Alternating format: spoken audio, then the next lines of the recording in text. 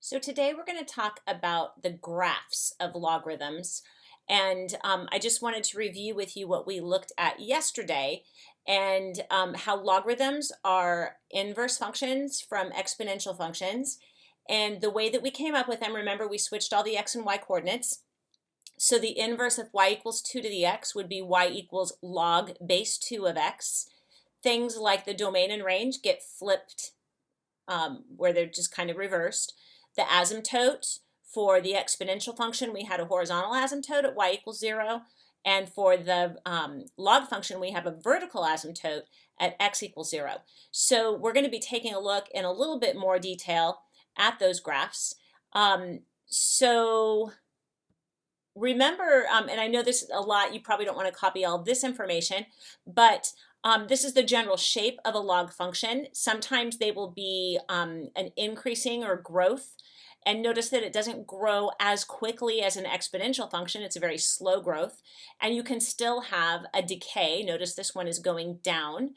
But notice that the locator points that we used for, first of all, for exponential functions, just as a review, if you had y equals b to the x, our locator points were -1, 1 over b, 0, 1, and 1b. So those were the points that we could use to plot an exponential function. So the locator points for the log base b function, that would be the inverse of this, you just flip the x and y. So it would be 1 over b, -1, 1, 0, b, 1. The x and y coordinates are switched. The log functions, I am fine with you using your graphing calculator. We don't have time to become experts on that, but I just want you to become familiar with these. So we're going to go ahead and graph a log function. So if I used my locator points to graph this, b is 3 for this problem. So I could plot the points 1/3, -1, 1, 0, and 3, 1. Those would be the points I could plot. But it's okay if you want to graph it on your graphing calculator, and I'm going to be telling you a little trick of how you can do log base 3. If you hit the alpha key, and I believe it's the window key to access F2, you'll notice number 5. If you scroll down to number 5, it says log base. Choose that. And then you can type in a 3 and type in an x. Log base 3 of x. So if we graph that, actually, well, you can graph it and you can see it. But here's the downside of that. It kind of looks like it ends right here and it doesn't. So what you are going to need to do, you have to know the shape, but what's really helpful to do is look at a table. Probably don't want it set like this. I'm going to go to table set, and it doesn't really matter where you start, but I want to do auto. Okay, and you'll notice that I get an error for some of these values. But notice the 0.10 is there, so I can see the 0.10. So what I'm going to want you to do is make a table of values. So you can use 1, 0. You can use 3, 1. So notice those are a couple of my locator points, but you're going to notice you don't see a third here. That's because I have it set up to only have whole number values or integer values. So if you want it to do decimal values, you'd have to set it up that way. So you can, or actually let me go to, I'm going to go to ask in auto, because I really want you guys to be able to see what happens between 0 and 1. So if I type in a 0, I get an error, and that's because you can't take the log of a 0 of 0. It's outside of the domain. So, but if you typed in, say, a 0.1, you do get a value. I'm going to type in 1/3, and I get 1/3 -1. Now, if I plot those points, 1/3 -1, 1, 0, and 3, 1. Just with those 3 points, and if I were to draw in the shape of the graph, I would get this. Now, what I'm going to want you to do on all the graphs that you do is tell me the domain. Now the domain, x has to be greater than 0. The range is all real numbers. And I also want you to include the asymptote. We have a vertical asymptote right here. So the asymptote is x equals 0. It's a vertical asymptote, so it's x equals. Don't just say asymptote 0. Say x equals 0 because it's a vertical line. So that's the important information that I would need to include in my log graph. But as I said, it can be a little deceiving. You don't see the asymptote, so you're going to have to know about that, and you're going to have to include that.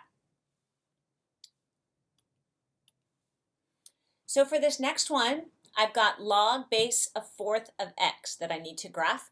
So I'm going to do the same idea with my locator points, and I'm going to include those in my chart. You can also use a chart from your calculator, but b is 1/4. So 1 over b, you flip it over and you get 4. So it's 4, negative 1, 1, 0, and b is a 4th, so I get 1/4, 1. So these would be the points that I would plot. So 4, negative 1, 1, 0, 1/4, 1. So you can see for this function that this is happening. Okay, I didn't draw that very well, but you can kind of see that. I still have a vertical asymptote. My domain is still x is greater than 0, and it can't be equal to. We didn't graph this, but if I do that, remember it's alpha and an F2. You can just hit number 5. Log base of 4th, so you can actually type a 4th in there, and of x. And if you go to your table, you can actually plot the values.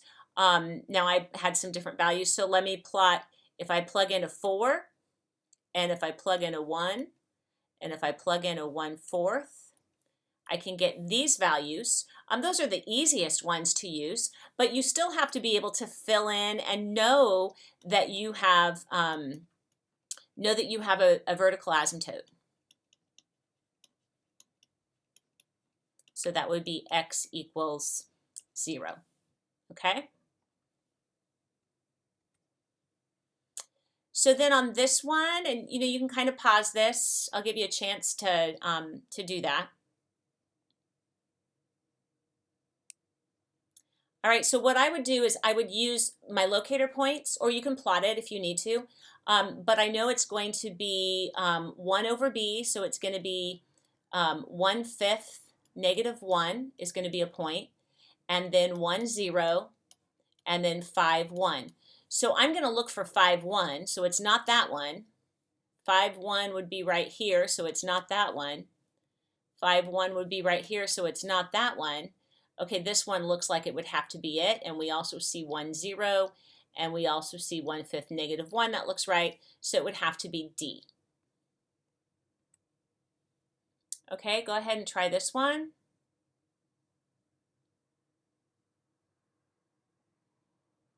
So using our 3 points, we would have negative, if we did 1 over b would be 2, so that's 2, negative 1, 1, 0, and b 1, so that'd be a half 1. So 2, negative 1, it's not that one. 2, negative 1 could be this one. Not that one, not that one. So it'd have to be that. So you can kind of use process of elimination. You could check the other points as well, but you can see that that one is the right graph. Now, we can also have all kinds of shifts. So take a look here, and that should look a little bit familiar. This minus h, remember that's going to move it left or right. And this k is going to go up or down. So that's very familiar to other functions that we've had. This is going to affect if a is positive, and they are going to tell you this right here. If a is less than 0, then the graph is reflected across the x-axis. Think about a parabola. If you had a negative sign in front, it flips it over the x-axis. This will do the same thing. And if the absolute value of a is greater than 1, the graph is stretched vertically. And if that absolute value of a is between 0 and 1, meaning you have a fraction, then it's compressed vertically. So all the same things that we've had. Now, you're going to use a graphing calculator, and it is fine to do that with the logs, because otherwise it gets really confusing when you are graphing those. So let's make use of our graphing calculator and type this in. So we're going to do 1/3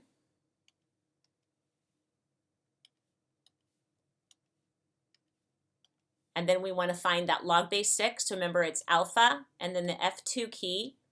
We want number 5, log base 6. Now notice this -1, there's no parentheses there. So what that means is you have to make sure you go outside of the parentheses to do the -1. Before I actually choose that, let me come back over here. This -1 is going to make it go down 1. So it's not going to make it go, it's not going left or right because there's nothing inside the parentheses with the x. So this 1/3 is going to compress it vertically, but it's positive, so it's not going to change, it's not going to flip over the x-axis. So when I graph this, and I see this graph here, remember there's still a vertical asymptote, and it's going to still be at 0. So to get some points to plot, I'm going to go to my table set, which is second and then the window key. And this time I think I am going to go to auto and go to the table, and just, you can pick out whatever points you want. So if I do, if I make a table of values, and I'm not going to choose 0. I'm going to come back and put a fraction in later, but I'll put 1, -1, and then I'm going to see if I have any good numbers here. Oh look, 6, -2/3. I don't know that that's a good number necessarily, but, and let's see what else is happening. I was just looking at the y values. Let's see what happens in between 0 and 1. So if I were to go second, table set, and this time go to ask, and type in, say, 0.5 or 1/2. And you know what? I don't even care if it's approximations, -1.1. So let's see what's happening here then. So if we go to 1/2 and -1.1, and 1, -1, and 6, -2/3. Okay. Now keep in mind, we know that we know for our domain and our range, our domain. Well, let's kind of draw this in first.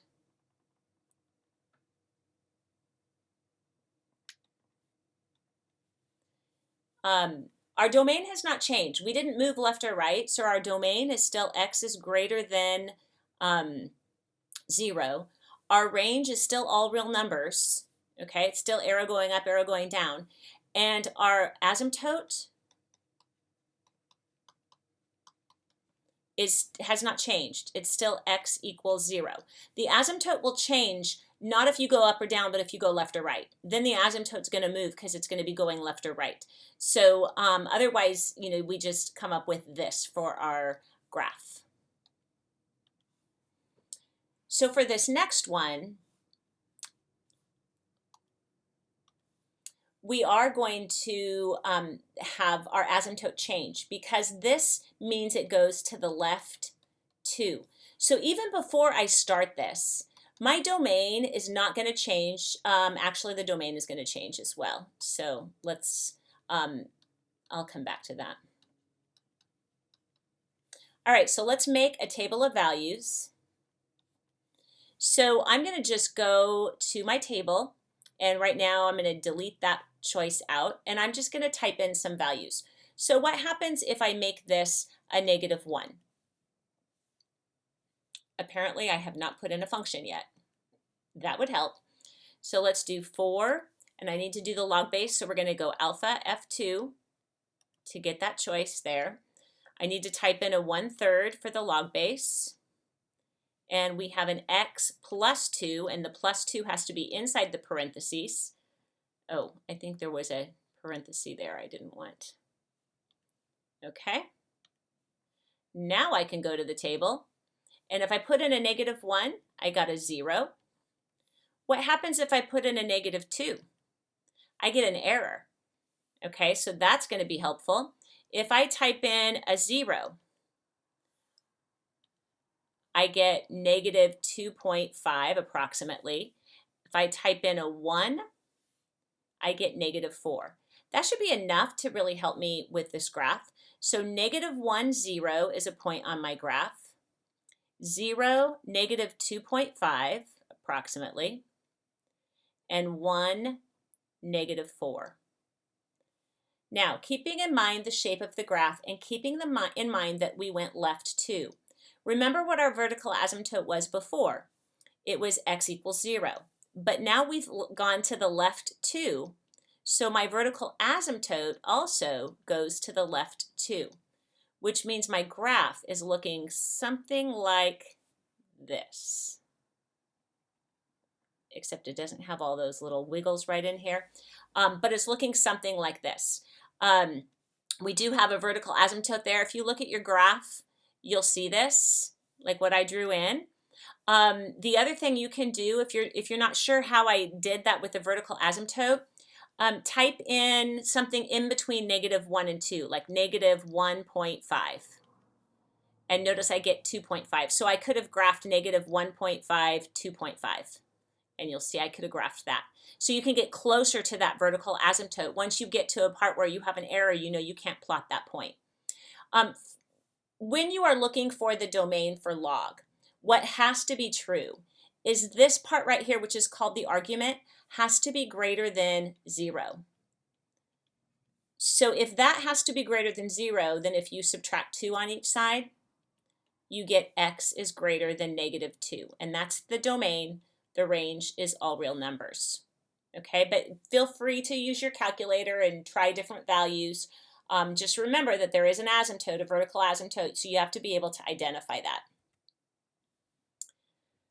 All right, so if you give this one a try, notice that if I needed to match up the graph, I know that this, the asymptote is going to be at 0, but they all look like they are. Go ahead and get the graph on your calculator and then try and match it. Okay, when you do this, remember that this -3 has to be outside the parentheses. And when you graph that, you can kind of tell it definitely does not, it's not this one, it's not this one, and it appears to be this graph. We could tell for sure if we looked a little bit more at the tables. Then go ahead and try this one. What I did here, I actually changed my window. If you hit the window key, and went from -2 to 8 and -5 to 5, because that's what it appears these graphs are done as. I typed in my y equals. Remember the -1 goes inside the parentheses. And then when I hit graph, now it's going to look just like the graph here. So I can see that it's not this one. It has to be D. It has to pass through the point 2, 0. So I can just kind of match that one up, which made that easier by putting the same scale that was on the graph. So for your assignment today, you're going to upload your notes, and then also I want you to do page 472, numbers 8 through 11. So just 4 problems. They are graphs. With those graphs, I want you to include your table that you used, and you can just pick, 3 or 4 points that you want to include on your table. You can use your calculator to help you with that. Decimal values are fine, just round them. Your domain, your range, your vertical asymptote, and then of course your graph. So that's what you're going to have for your assignment for today.